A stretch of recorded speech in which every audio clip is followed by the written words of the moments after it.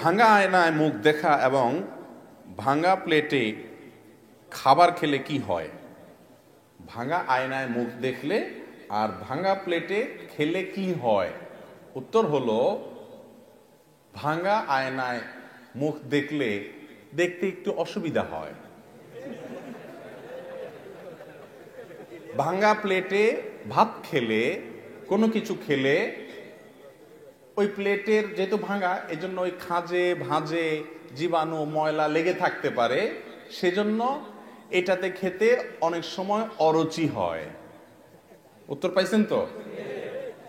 কিন্তু যে উত্তর আশা করছেন সেটা হলো যে ভাঙা প্লেটে খাইলে অমঙ্গল হয়, ভাঙা আয়নায় দেখলে কি হয়? ক্ষতি হয়।